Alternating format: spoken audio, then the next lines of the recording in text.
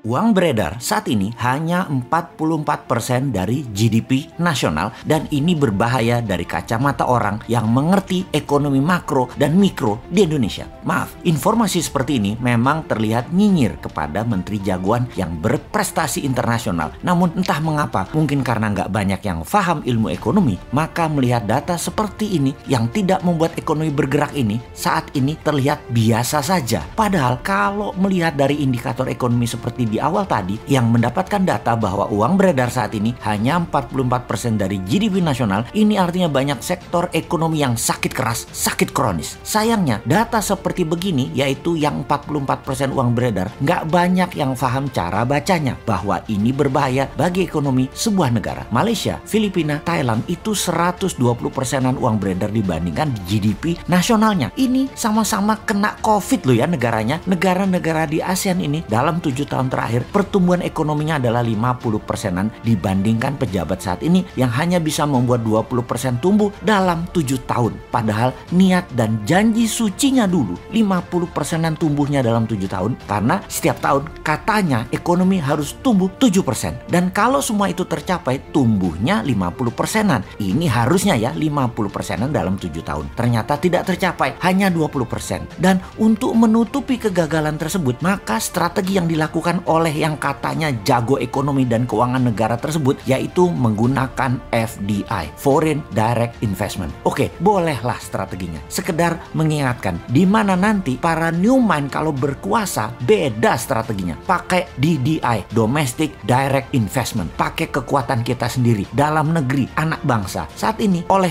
old mind, anak bangsa, kekuatan sendiri tidak dipercaya. Bahkan 4L sering mengatakan Indonesia belum mampu, jadi perlu orang Tiongkok. Heran ya, kok anak bangsa diejek tapi oleh fansnya nggak ada yang mencela atau yang kecewa. Oh lupa, punya pasukan buzzer yang selalu meluruskan hal yang bengkok dengan narasi. Bener deh, sangat jelas kalau strategi sekarang adalah cinta asing. Karena itu dipilih investasi FDI. Sekali lagi, namanya juga keputusan orang populer. Semua dilakukan terlihat benar lah. Sampai suatu hari piring kalian kosong, nggak ada lauk yang bisa dimakan. Baru Anda akan percaya ada masalah bernegara ekonominya. Tapi kita ini warga negara yang baik. Kita setuju FDI. Coba sekarang kita kalkulasi strategi FDI itu. Setelah kita hitung FDI dana masuk dibagi jumlah penduduk Indonesia, ternyata di Indonesia hanya dapat $100 per orang FDI-nya. Dibandingkan Singapura tahun lalu, FDI masuk ke Singapura adalah $19.000 per orangnya.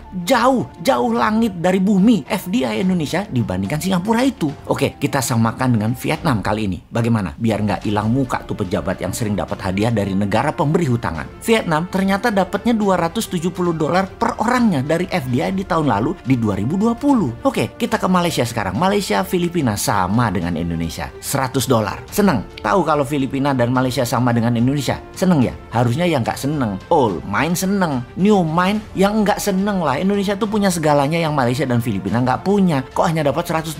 Lalu apa strateginya? Ya kembali ke klasik. Karena old mind bisanya cuma satu, yaitu hutang lagi. Oke, mau lihat dari kacamata mana indikator ekonominya sekarang? Bagaimana kalau kita lihat dari pertumbuhan kredit? Tiap tahun harusnya kredit disalurkan itu tumbuhnya 15% dibanding tahun sebelumnya. Di mana 15% itu pasti akan menumbuhkan 7%-an ekonomi. Namun, beberapa tahun belakangan ini, kredit hanya 2-3% pertumbuhannya. Ya bagaimana ekonomi mau tumbuh 7%?